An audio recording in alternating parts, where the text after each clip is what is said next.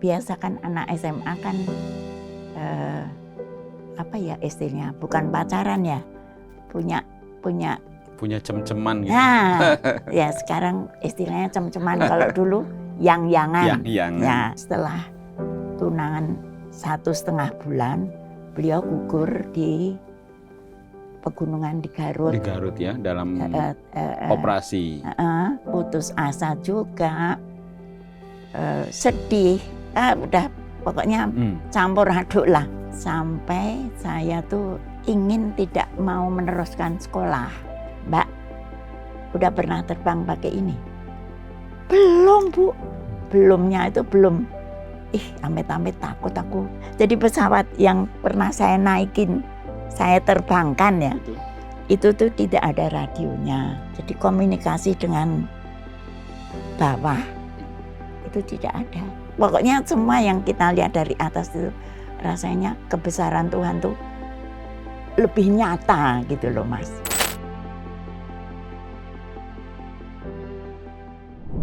Selamat datang kawan Historia, selamat datang kembali di Dialog Sejarah Historia.id. Dialog sejarah yang memberikan inspirasi terkait dengan sejarah-sejarah yang mungkin dan tentu saja akan bermanfaat bagi kawan Historia.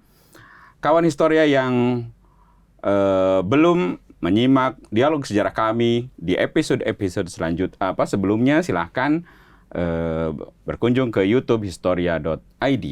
Dan tentu saja pada pertemuan kali ini, pada dialog sejarah kali ini, kita akan mendapatkan inspirasi yang banyak dari narasumber kita, yaitu Eyang Herdini Suryanto. Selamat datang, Eyang. Terima kasih. Apa kabar? Baik. Sehat ya? Sehat ala orang tua. Sehat ala orang tua. Gimana itu yang sehat ala orang tua? Artinya dibilang sehat, tapi dibilang nggak sehat, ya memang nggak sehat. Artinya udah ada gangguan di kaki, gangguan di mata, gangguan di telinga. Tapi tetap semangat tentu saja ya. Alhamdulillah. Kawan Historia, Eyang Herdini Suryanto ini adalah perempuan penerbang pertama di Indonesia yang nanti kita akan bedah sejarahnya, kita akan kulik-kulik informasinya. Namun, Eyang ini kan lahir di Semarang, betul ya Eyang? Betul. 19 April 38. Betul. Sekarang berarti Baru 87 lebih 6 bulan. 87 lebih 6 bulan. Eyang, kalau melihat Eyang tentu saja merasakan masa sebelum Indonesia merdeka. Betul. Nah, apa sih yang bisa Eyang ceritakan kepada kami di masa itu? Misalnya teman-teman sekolah, remaja, atau keluarga yang gimana? Silakan. Jadi waktu itu saya masuk sekolah usia 6 tahun. Waktu itu langsung kelas 1 SD ya, tapi bukan SD waktu itu, namanya masih sekolah rakyat, SR. SR, itu. Dan itu adalah permulaan zaman Jepang. Jadi pengalaman saya tiap pagi itu semua anak-anak dari kelas 1 sampai kelas 6 itu harus ke lapangan olahraga pagi. Ada keharusan semuanya harus olahraga pagi. Iya, itu. Jadi, di situ tuh sebetulnya itu sesuatu yang harus ditiru sebetulnya sampai sekarang. Tapi kenapa kok tidak diambil yang baik-baik waktu zaman penjajahan itu? Saya juga kurang tahu ya. Tapi itu menyenangkan sekali, jadi semangat gitu. Jadi saya merasakan masih kecil ya, masih kelas 1 itu, tapi rasanya tuh badan itu sehat gitu. Itu. SR-nya di Semarang ya? Di Semarang. SR apa? SR Kartini. SR Kartini. Jadi muridnya cewek semua. Wah, cewek semua? Cewek semua. Seingat yang teman-teman di masa SR itu sekarang masih ada atau seperti apa? Nggak bisa dilacak, Mas. Nggak bisa susah ya? Udah, Karena apa? Karena waktu itu kan zaman pengungsian. Habis itu ngungsi. Habis ngungsi kelas lagi, ngungsi lagi. Jadi bergejolak terus iya, ya? Iya, betul. Saya ketemu teman saya, tapi setelah kelas 6 ya. Ketemu itu karena dia kebetulan jadi istrinya perwira Auri. Nah, itu satu-satunya. Ada lagi sih, tapi setelah tua ketemu baru ketemu gitu. Ada momen selain senam yang menyenangkan ketika di SR itu? Yang bisa yang bagikan? Waktu itu ada pelajaran berkebun, Mas. Jadi ada pelajaran berkebun. Tiap hari apa itu ada tanah, sebidang tanah nggak luas sih di belakang sekolahan itu kita tanemin jagung, terus ada sayuran gitu yang menanam ya kita anak-anak lah. Kelas 1, sebelah sini kelas 1, sebelah sana kelas 2 gitu. Jadi udah menimbulkan rasa cinta tanaman tuh udah ada. Udah ada ya. Ya. Ada tanggung jawab di sana, ada terhadap alam lingkungan. Betul. Ya. Nah, Eyang, itu SR kemudian Eyang ke SMP atau SMA? Wah, masih panjang tuh, Mas. Masih panjang ya? Masih panjang kita. Jadi setelah kenaikan kelas 2 itu Jepang menjelang Jepang menyerah ya. Itu kami terpaksa mengungsi. Mengungsi karena pertempuran 5 hari di Semarang itu. Mengungsi ke Klaten. Ke Klaten itu ke saudaranya, kebanyakan saudara Eyang tuh ada di Klaten. Jadi kita mengungsi ke sono itu. Lalu di sana saya masuk sekolah kelas 2. Kelas 2 sampai permulaan kelas 3. Permulaan kelas 3 saya ikut bapak saya ke Tegal karena bapak saya ditarik jadi angkatan laut. Oh, ayah di angkatan laut. Iya, karena dulu kan kerjanya di Jawatan Pelayaran Jepang. Itu kok nggak tahu kok bisa ditarik, saya juga nggak nanya ya, tahu-tahu kok bapak saya jadi angkatan laut pakai pangkat letnan 1 kalau nggak salah. Satu mes sama almarhum Pak Ali Sadikin. Jadi Pak Ali Sadikin itu letnan 2, bapak saya letnan 1. Bapak saya itu dapat pavilion. Pak Ali Sadikin dan teman-temannya yang masih bujangan itu di rumah besar. Pak Ali Sadikin ini ya, gubernur? Iya, gubernur Jawa. Gubernur DKI. Gubernur DKI. Betul. Gubernur DKI. Nah, Eyang, bisa nggak Eyang berbagi cerita misalnya keputusan Eyang pada akhirnya untuk masuk ke Wara.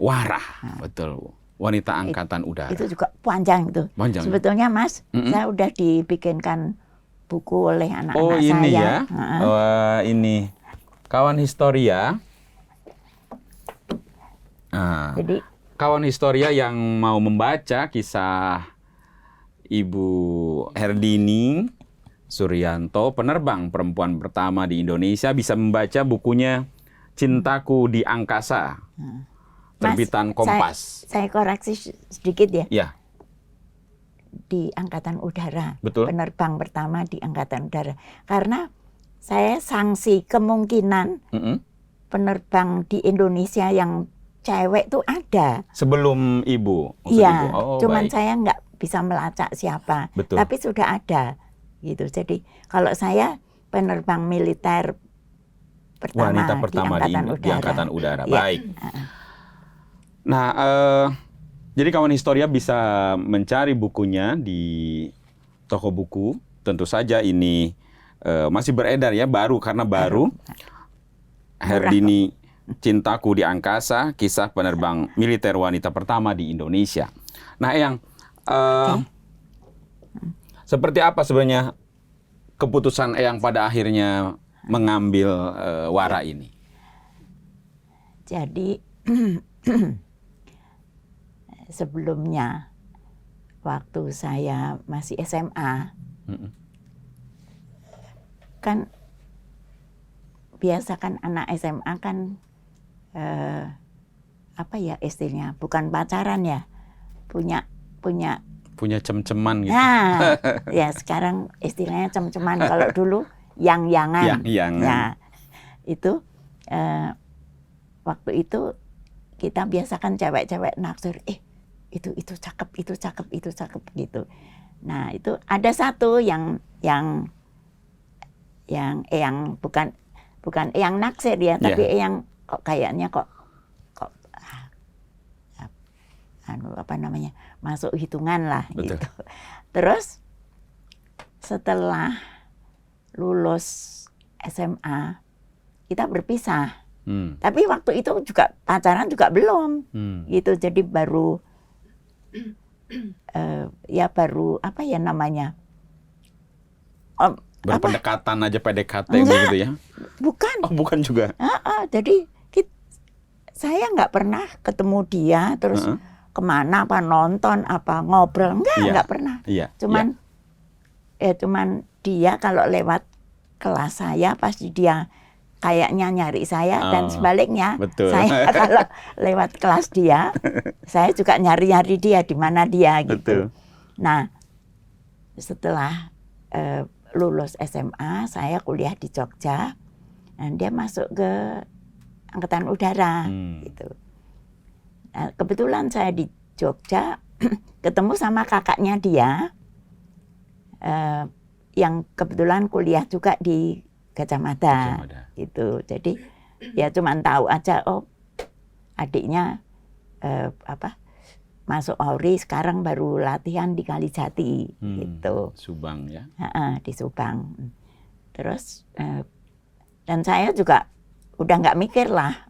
Terus ya biasa kan masih rame-rame sama teman sefakultas.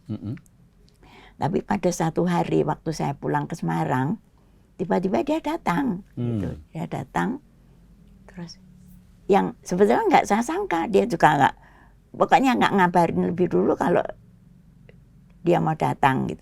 Ternyata dia datang, terus dia cerita, saya biasa kalau dipanggil kan Din, nanti saya mau pindah training di Jogja, kapan?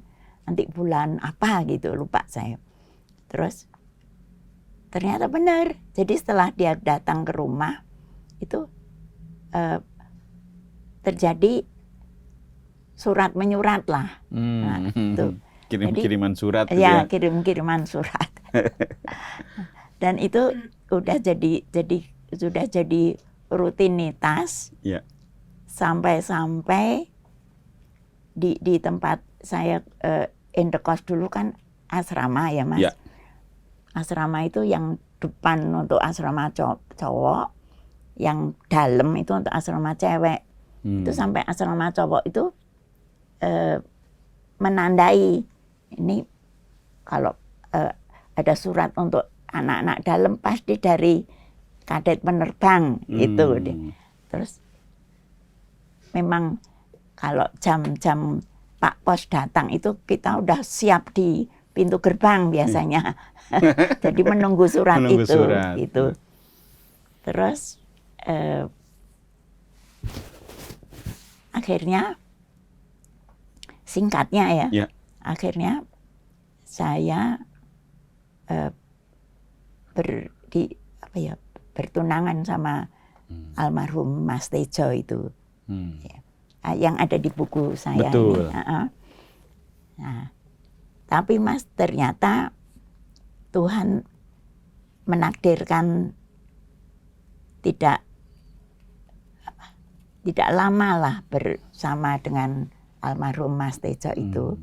Jadi beliau setelah tunangan 1,5 bulan, beliau gugur di pegunungan di Garut. Di Garut ya, dalam operasi. Ditembak oleh DI, TNI gitu. Nah, waktu itu saya rasanya itu apa ya? Bukan putus asa ya. Rasanya mungkin tidak bisa tidak bisa diceritakan. Jadi putus asa juga, sedih, udah pokoknya campur aduk lah. Sampai saya tuh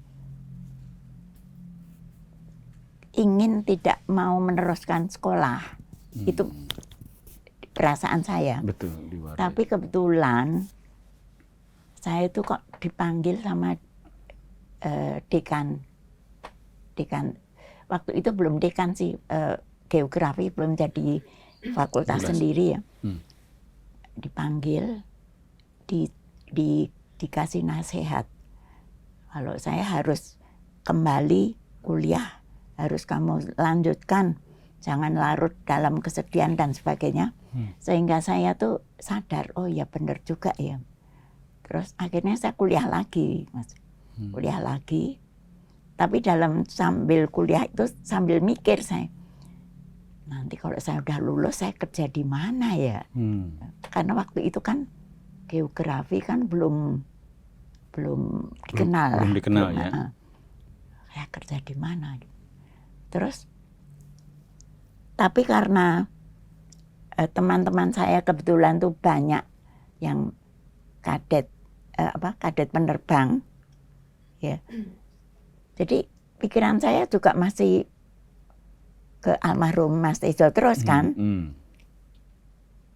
Akhirnya di Jogja itu dibentuk Portela. Portela itu Persatuan Terbang Layang yang bentuk AURI juga untuk menarik minat anak-anak muda ke dirgantaraan. Itu. Nah, saya ikut. Yang masuk di Portela itu? Iya, masuk di Portela, terbang pakai glider.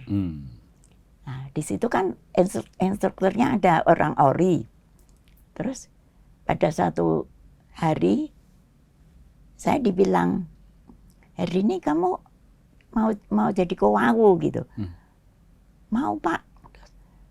Itu ntar bulan depan ada dibuka pendaftaran. Terus wah, dengan semangat 45 saya langsung daftar, Mas. Tapi yang masih di geografi waktu itu atau sudah? Oh, masih di geografi. Masih apa ya? Kalau dulu ada ya sarjana muda. Ya, BA ya. 4 BA, tahun BA. Betul. Sarjana muda. Ada ijazah asli. Betul. Asli ya. Terus akhirnya yang daftar pakai ijazah sarjana muda. Betul, pakai ijazah sarjana muda. Terus jadi tanpa bilang orang tua dulu saya daftar dulu. Gitu. Daftar karena apa? Karena pikiran saya ini emang saya sama AURI itu rasanya sudah apa ya? Udah chemistry banget gitu ya, udah deket banget. Iya, nggak bisa dipisah lah. Sama AURI loh, bukan sama orangnya ya. Betul, sama AURI-nya itu, betul. Terus akhirnya saya masuk, ikut tes, akhirnya saya diterima. Waktu wawancara saya juga ditanya, kenapa kamu tertarik masuk? Waktu itu istilahnya belum wara ya, masih kowawu. Terus saya bilang, iya memang saya, karena begini-begini ini saya dulu punya tunangan penerbang AURI, tapi gugur dan saya ceritain memang. Dan memang, lolos, alhamdulillah masuk, lolos. Terus akhirnya diterima. Masuk, dilantik. Dilantik. Nah, setelah dilantik, karena saya lulusan sarjana muda geografi, saya masuk di Entel foto udara. Tapi ini yang proses dilantik itu setelah Eyang menerbangkan pesawat? Belum. Hmm. Nah, jadi setelah itu kira-kira belum setahun kali. Terus ada pengumuman, kita kan ber-30 ya. Iya. Siapa bara yang mau terjun? Oh. Terjun dulu. Terjun dulu. Yang daftar teman-teman saya yang lulusan olahraga, kalau sekarang apa sih istilahnya? Ya, pendidikan jasmani. Betul. Itu pada daftar. Saya juga mau daftar. Tapi ada syaratnya, harus izin orang tua. Gitu. Terus saya tanya ke bapak saya, Pak, saya boleh nggak ikut terjun? Oh, jangan deh kalau ikut terjun. Ini nggak bahasa Indonesia, bahasa Jawa. Iya. Ojo nek terjun, nek terbang oleh. Iya. Gitu. Terus saya pikir, siapa yang nyuruh terbang? Gitu. Tapi ya udahlah, karena nggak boleh ya saya nggak maksa ya. Betul. Terus selang berapa bulan, Kasau nyuruh coba bara itu dicoba bisa terbang nggak? Gitu. Suruh daftar lagi. Yang daftar cuma 3 orang. Khusus untuk penerbang. 3 yang bara ya. Betul, yang Tapi bara. yang perwira cowok-cowok banyak sih. Yang perempuan hanya bertiga saja. Hanya bertiga. Eyang, terus 2 lagi siapa? Ibu Edi Sudrajat. Ibu Edi Sudrajat. Terus satu lagi Ibu Koswardani, tapi sekarang udah meninggal. Itu bertiga. Terus tes. Lulus 3-tiganya bisa. Terus latihan. Kira-kira berapa bulan? Saya lupa ya. Antara 4 bulan kali. 4 bulan. Terus akhirnya kan ada syaratnya tuh Mas. Ya. Sekian jam terbang harus sudah bisa solo terbang sendiri ya. Ya. Terus nanti kalau terbang solo pertama dites itu bisa apa enggak. Itu ada tahapannya kan. Akhirnya saya bisa lolos. Eyang terbang pertama kemana itu? Dari mana ke mana? Enggak Mas. Gini Mas, kalau latihan terbang ini itu masih latihan? Masih latihan, masih sekitar Jogja aja gitu. Tapi nanti ada tahapannya. Nanti terbang kemana dengan instruktur gitu. Jadi ini cuman apa ya namanya? Percobaan lah. Percobaan. Kira-kira cewek itu bisa nggak disuruh terbang gitu loh. Kayaknya begitu. Gitu dari loh. Pusatnya ya, informasi Ya, pusatnya. Nah, Eyang dilantik bertiga itu dilantik akhirnya 3-tiganya. Yang satu nggak lulus. Yang satu nggak lulus. Tapi yang dilantik itu di sekitar tahun 64 itu.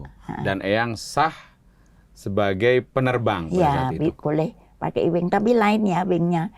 Jadi karena waktu itu hanya pakai pesawat Piper Cub, itu wingnya namanya wing penerbang kelas 3. Wing penerbang kelas 3. Atau wing penerbang olahraga lah.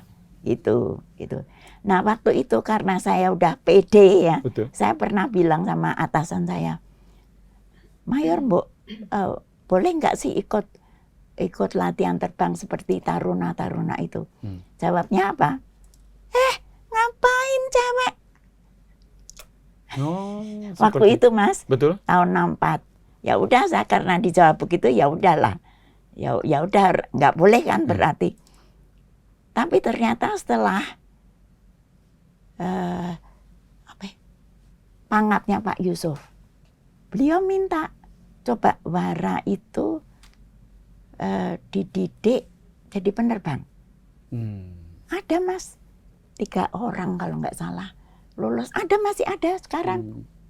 Jadi yang pada saat itu posisinya setelah dilantik 2 orang itu tidak terbang atau seperti apa? saya balik lagi ke korps saya Intel. Jadi bukan pekerjaan saya terbang, enggak. Cuman itu menurut pendapat yang kira-kira ada, kan masa itu mungkin awal gitu ya? Enggak, memang bukan dididik untuk jadi penerbang, dididik untuk bisa terbang. Untuk bisa terbang. Ya. Kalau kadet-kadet penerbang itu emang dididik untuk jadi penerbang gitu. Gimana yang Eyang rasakan pada saat itu? Maksudnya setelah dilantik, kemudian tapi kan sempat. Iya. Jadi setelah saya dilantik, saya masih pulang. Waktu itu kan di Jogja ya. Betul. Pulang ke Halim, masih hari Sabtu kadang-kadang saya masih terbang sama Ibu Edi Sudrajat berdua. Terbang. Gimana rasanya yang itu? Kan teknologinya masih sederhana, kemudian mungkin yang Eyang rasakan. Gini Mas, kemarin tahun berapa ya? Waktu ada peresmian Museum Dirgantara Jogja, itu kan penerbang Ewara yang benar-benar penerbang kan pada ikut. Terus waktu itu lihat pesawat saya itu, terus saya tanya, Mbak, udah pernah terbang pakai ini? Belum, Bu. Belumnya itu belum. Amit-amit takut aku gitu. Bayangin deh Mas, udah itu aja. Jadi pesawat yang pernah saya naikin, saya terbangkan ya. Betul. Itu tuh tidak ada radionya. Jadi komunikasi dengan bawah itu tidak ada. Jadi yang gimana menanggulangi itu ketika terbang misalnya dengan Ibu tadi Edi? Ya kita kalau waktu ya ini waktu pendidikan maksudnya. Setelah pendidikan? Ya bilang aja ke tower. Ke tower kalau saya mau terbang mau ke Curug misalnya atau mau ke mana? Semplak ke Atang Sanjaya. Atang Sanjaya. Itu aja. Itu dari apa? Enggak. Dari Halim. Dari Halim waktu mau terbang. Betul. Kalau di atas sudah nggak bisa ngomong. Jadi laporannya tuh sebelum terbang aja. Iya. Nanti turun saja misalnya di Semplak, di Atang Sanjaya atau di Pondok Cabe mungkin ya? Enggak. Belum ke sini. Atau ke Curug aja? Enggak, waktu itu mau ke Curug nggak jadi karena apa? Kena drift. Jadi ke Curug kan ke barat. Ya. Kena drift dari utara. Jadi karena pesawat itu ringan banget. Betul. Kedorong-dorong ke sana. Sampai ke arah Bogor, tahu-tahu gunung. Loh, saya panggil Bu Edi kan dulu ya. Loh, itu gunung kok jadi gede banget ya?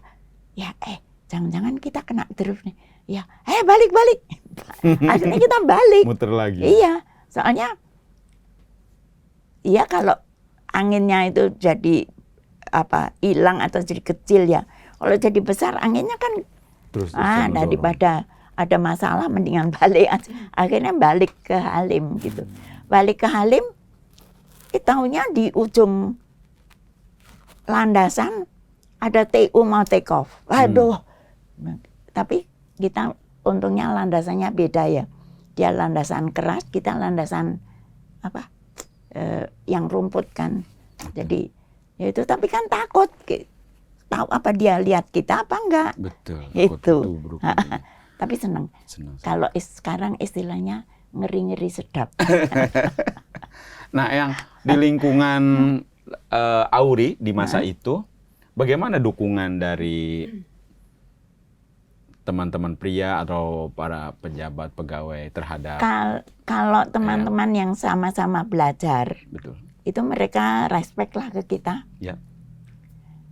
Tapi kalau atasannya itu yang tadi saya bilang, Mayor gimana kalau saya ikut belajar pakai mentor waktu itu?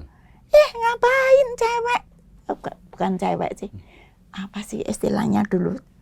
Cewek kok terbang gitu. Berarti Gak boleh.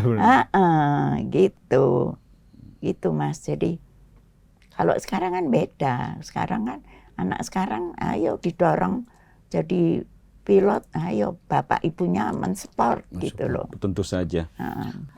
Eyang, bagaimana perasaan Eyang waktu itu dilantik hanya 2 orang atau yang lolos untuk yang lolos dari 30 anggota WARA, kemudian 2 orang hanya lolos, hanya 2 orang yang lolos untuk diperbolehkan belajar terbang.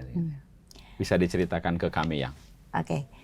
Bukan gitu, Mas. Gimana? Jadi waktu ada pengumuman siapa di antara wara-wara yang mau ikut belajar terbang, itu yang daftar cuma 3 orang. Jadi saya juga nggak ngerti kenapa lainnya tidak tertarik. Itu apa sudah udah bukan takut duluan, ya? mungkin khawatir bukan, lihat kondisi, lihat alat. Nggak tahu saya alasannya, saya juga nggak pernah tanya ke teman-teman saya. Cuman mungkin yang 3 orang ini termasuk kali berani bandel. Nekat punya kelebihan untuk mau mencoba gitu. Iya mungkin loh ya. Kalau saya sih penasaran juga sih, kayak apa sih kalau terbang itu.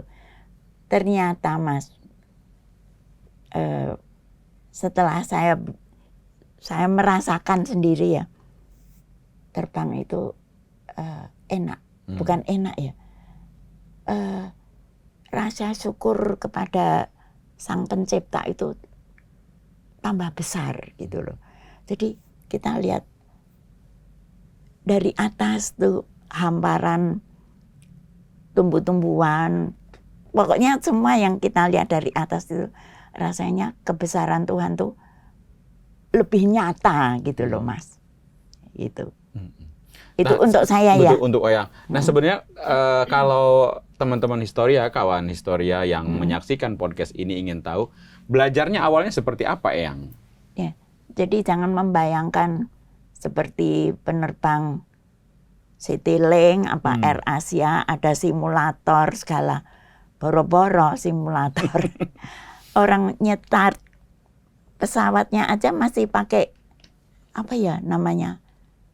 Jadi yang nyetar itu ada tekniknya, baling-balingnya tuh diputerin, dibantuin. Gitu, iya, gitu Mas. Jadi pertama kali seingat saya yang ditekankan, kamu harus lihat horizon. Waktu itu saya mikir, mana sih horizon? Terus nggak ketemu-temu. Ternyata karena apa? Pesawat Piper itu pesawat saya itu ya, itu kan tail wheel, jadi roda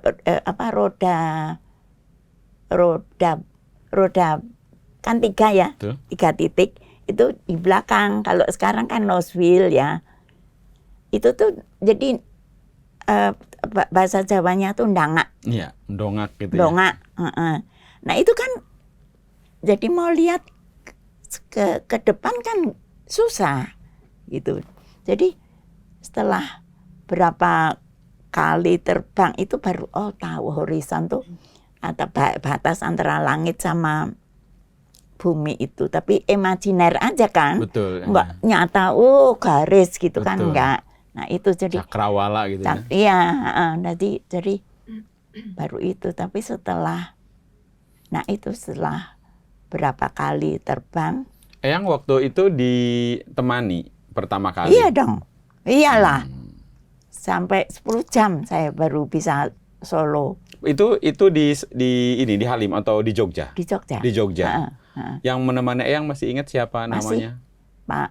Yang pertama kali Pak almarhum Pak Sukoco. Terus yang kedua almarhum Pak Wardoyo. Itu pelatih ya? Pelatih. Yang 10 jam terbang. 10 jam. Rutenya kemana tuh yang di Jogjanya waktu itu? Di area di sekitaran. Iya, area yang diperbolehkan untuk latihan aja. Gitu di sekitar Jogja. Setelah 10 jam saya dirilis untuk terbang sendiri. Kebetulan bisa lulus ya. Teman saya yang cowok landing dia miring, sayapnya patah. Jadi apa namanya? Seingat saya terus nggak lulus kalau nggak salah. Terus, nah itu Mas. Jadi, nah yang cewek, yang teman saya yang satunya, ini saya nggak ngerasani ya, tapi memang kenyataan nggak susah untuk terbang solo itu. Akhirnya sampai terakhir tuh jadi dia nggak lulus gitu. Itu setelah 10 jam, kemudian apakah ada operasi khusus yang lakukan setelah bisa terbang? Itu kan kita kan bukan tugas itu. Bukan tugas pokoknya ya? Bukan tugas pokok. Cuma apa ya namanya? Untuk mencobalah, coba kira-kira bisa nggak gitu. Dan ternyata yang bisa. Ya alhamdulillah, memang semua itu sebetulnya satu kalau ada kesempatan dan dua ada niat. Nah, itu saja. Tapi selain di area yang Jogja, diperbolehkan Jogja, yang paling jauh kemana itu? Meskipun Semarang. Ke Semarang. Tapi sama instruktur berdua ya didampingi. Kemana lagi yang? Semarang ke kok Wonosobo. Tadi dulu ada lapangan udara di sekitaran Banjarnegara, apa lupa namanya. Banjarnegara gitu ya? Purbolinggo? Bukan. Lupa saya namanya. Tapi itu juga sama ditemani ya? Maksudnya, tapi yang pegang? Iya, instruktur di belakang. Instruktur di belakang. Kalau salah sedikit diomelin.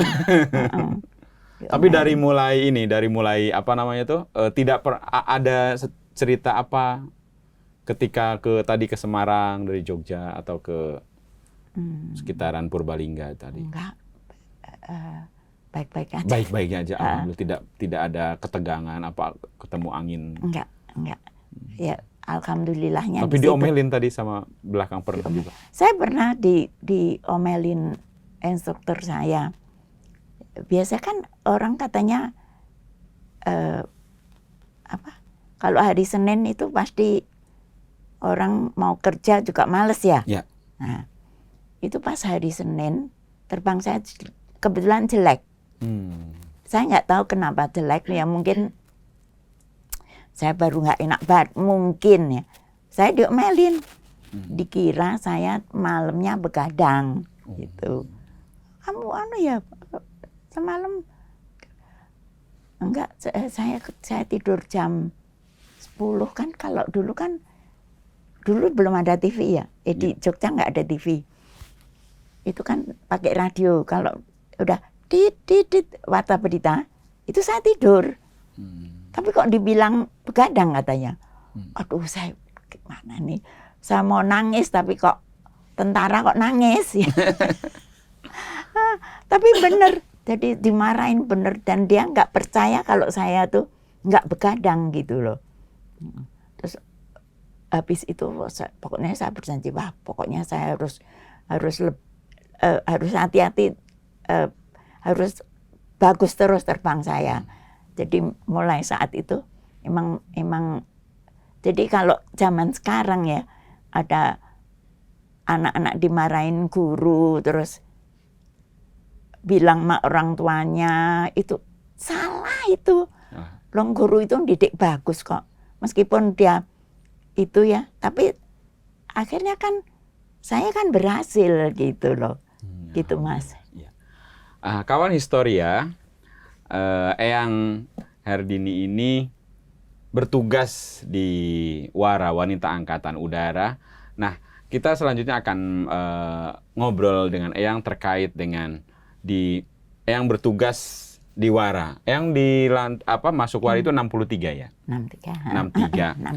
Nah, itu kan ada jeda 2 tahun sampai ada peristiwa 65 misalnya. Betul. Seperti apa kondisi Eyang terutama di Angkatan Udara? Kalau yang ini di Jogja atau udah di Jakarta ketika? Di Jakarta ketika sudah 63 sampai 65 ini. Seperti apa kondisi di Jakarta ini yang? Jadi saya setelah pelantikan jadi Letnan 2 saya bertugas di Intel Udara. Ya, Intel Maaf Udara. yang kalau jadi di penerbang itu 2 tahunan berarti ya? Atau berapa lama? Setelah hampir setahun Hampir baru. setahun.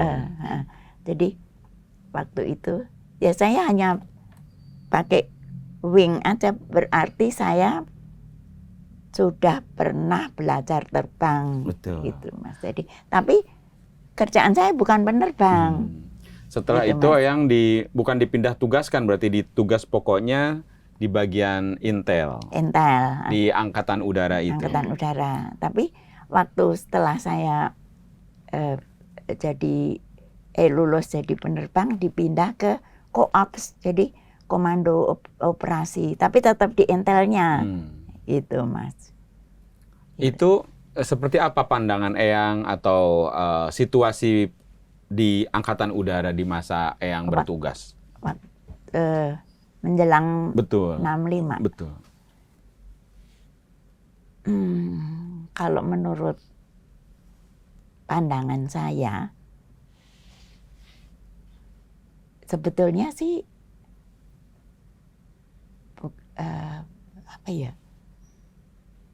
baik-baik saja. Kalau menurut saya ya. Betul. Jadi kalau misalnya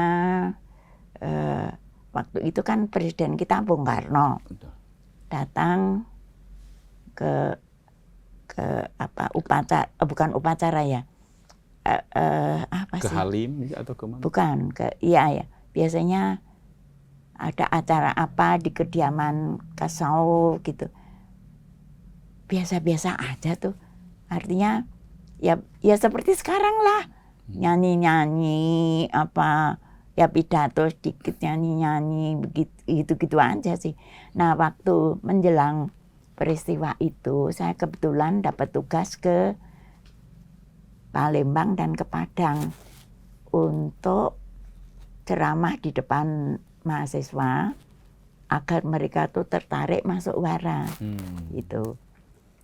Sosialisasi Betul. Wara, betul.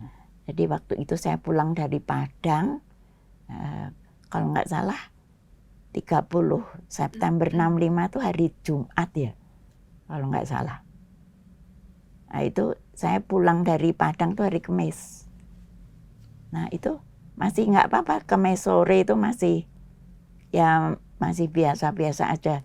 Setelah hari Jumat, teman saya yang jadi ajudannya Bung Karno, kan ada 2 orang tuh pulang, terus loh kok udah pulang kamu? Saya masih libur. Iya, mau ada kudeta. Kudeta apa sih? Iya itu. Tak pikir koran belum datang waktu itu. Ada apa sih? Kita ya tenang-tenang aja ya. Sore malah yuk kita yuk ke Senen. Biasanya kan ke Senen. Kita naik jeep ke Senen. Kebetulan saya yang nyopir. Dari Halim ke Senen. Dari Halim ke Senen. Ya cuman muter-muter aja. Sampai di jalan di apa sih? Di jalan sebelum UI itu dari arah Senen. Itu disalip truk tentara. Padahal itu ori apa pakainya ngece apa ngenyek apa. Tapi kita nggak begitu denger ya. Loh, kenapa sih? Kok kita kok dicemooh gitu ya kan? Kok dicemooh? Kita masih belum ngeh lah. Setelah pulang, besoknya baru tahu, oh gitu toh ternyata ada itu. Nah itu malamnya, itu mes saya kan di Halim di Trikora ya. Itu tiap malam itu denger suara itu bayangan saya itu tank ya, tank atau mobil lapis baja jualan tuh terus-terusan itu bolak-balik gitu ya. Nggak tahu ke arah mana, kan kita nggak bisa ngelihat kan orang kita di dalam. Terus besoknya ada tentara angkatan darat tahu-tahu bilang, "Let, boleh neduh di sini ya." Oh ya silakan. Ya, tak pikir sama-sama tentara ya. Terus mereka pada tiduran di emperan mes gitu. Terus kita tutup pintu aja, kita di dalam. Terus ternyata kok tiba-tiba kok hilang, mereka pergi. Terus ini apa tuh? Terus kita terus kan penasaran nih saya. Terus saya ajak teman saya, yuk kita lihat ke Halim. Terus kita jalan-jalan ke Halim, sepi banget. Sepi banget terus. Nah waktu itu saya udah pacaran sama bapaknya anak-anak ini. Itu terus dia tuh penerbang juga, tapi dia dinasnya di Bandung. Di Bandung. Di Husein. Di Husein. Tapi kan belum ada handphone, Mas. Iya. Dia nggak bisa ngubungin saya nggak bisa ngubungin dia kan, jadi waduh gimana ini. Terus ya udah balik lagi karena sepi ya, takut sendiri saya, kok Halim kok sepi banget. Pulang lagi, terus itu yang saya bilang, di depan mes ada gas, Jeep Rusia itu masih baru, gasnya tuh, catnya tuh masih mengkilat gitu, bannya masih baru. Pikir kok ditaruh di depan, ada apa nih? Terus karena saya kebetulan orang Entel, pingin tahu kan ada apa. Tak lihat, tak longok, dalam kok ada bungkusan hitam-hitam. Nah pikiran saya kan, jangan-jangan itu bahan peledak. Ya kan, kalau meledos kan kita yang kena. Terus saya lapor ke orang pangkalan. Terus katanya, ya let nanti kita ambil gitu. Ternyata mereka ambil, dibawa. Terus karena besoknya masih libur saya iseng-iseng coba saya ke kantor. Saya lihat, saya cari itu gas, ada sih, cuman dia udah bukan menapak di tanah tapi udah nangkring. Karena apa? Bannya udah hilang. Udah dicopotin, udah pretelin. Dicopot. Tahu loh, kok bannya dibawa kemana nih? Terus saya pikir, oh ya ban baru pasti mau dituker nih. Nah, Eyang, sebagai yang pensiun tahun 66 ya, Eyang ya, betul ya? Sebetulnya namanya bukan pensiun, Mas. Jadi begini, ikatan dinas pertama itu berakhir tahun 66. Oh, ikatan dinas bentuknya ya? Ya. Jadi setelah tahun 66, kalau mau meneruskan bisa, tapi karena saya udah kalah janji sama bapaknya anak-anak. Iya. Karena waktu itu ada syaratnya. Nanti kalau kita jadi merit, kamu harus berhenti jadi wara ya. Karena saya bilang iya, ya saya kan nggak bisa ingkar janji, Mas, ya kan. Tapi ditanyain nggak, mengapa harus berhenti dari wara misalnya gitu ke papi? Itu bedanya sama anak sekarang, Mas. Iya. Kalau dulu tuh sama seseorang yang katakan kita hormati atau kita sayangi, itu nggak ada tanya. Apalagi ke orang tua. Misalnya, kamu jangan begini. Kenapa begitu? Coba sekarang. Belum selesai, udah disanggah duluan kalau anak sekarang, ya kan? Tapi ya memang nggak apa-apa sih, memang zamannya udah berubah. Gitu kan, Mas.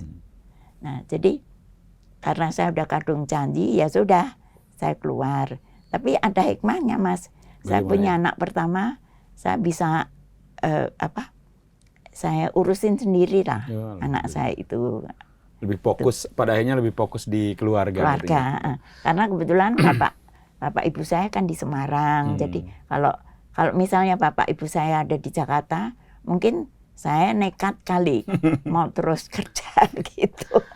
Nah, selama di wara itu Eyang, apa yang Eyang bisa sampaikan ke teman-teman di Historia, pengalaman, perasaan Eyang, silakan Eyang. Ya, jadi pertama kali kalau ada kesempatan dalam maksud saya kesempatan yang baik ya, pergunakan. Nah, tapi harus dengan niat, ya kan? Ya. Nanti kalau sudah berhasil, syukurilah. Udah itu saja, Mas. Gitu. Jadi jika ada kesempatan, raih kesempatan itu Betul. dan nikmati, syukuri prosesnya gitu ya. Iya, Eyang, ya. betul. Baik, Betul. Eyang. Teman-teman, saya masih ingin sedikit, apakah di sini ada foto yang Eyang bersama 30 itu, 30 penerbang Eyang? 30 Barang. wara. Informasinya ada ini ya, ada di museum ya? Ada di Museum Jogja. Ya. Dirgantara ada. Oh. Nah, sekali lagi, kawan Historia yang ingin membaca kisah Eyang Herdini bisa dicari bukunya. Herdini, Cintaku di Angkasa, Kisah Penerbang Militer Wanita Pertama di Indonesia. Nah, Eyang, sebelum kita tutup dialog ini, setelah melalui berbagai peristiwa sejarah Eyang di periode Bung Karno, kemudian Soeharto, dan seterusnya sampai ke sekarang Presiden saat ini, apa yang nilai hidup yang Eyang pegang sehingga saat ini alhamdulillah sehat, kemudian bisa berbagi kisah dengan kami di dialog sejarah di Historia ini. Silakan ya.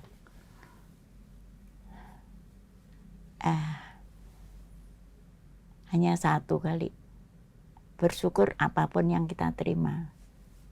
Hanya itu. Bersyukur. Bersyukur. Bersyukur. Apapun itu. Entah itu keadaan yang baru kurang enak. Atau yang enak, harus tetap bersyukur. Hanya itu, Mas.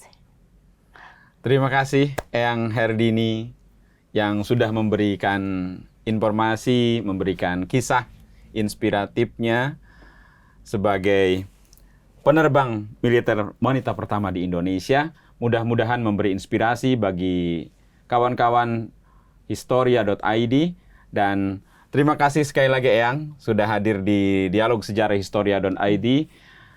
Jumpa lagi di dialog sejarah berikutnya, dan saya mengucapkan terima kasih sekali lagi untuk Eyang dan sampai jumpa. Makasih.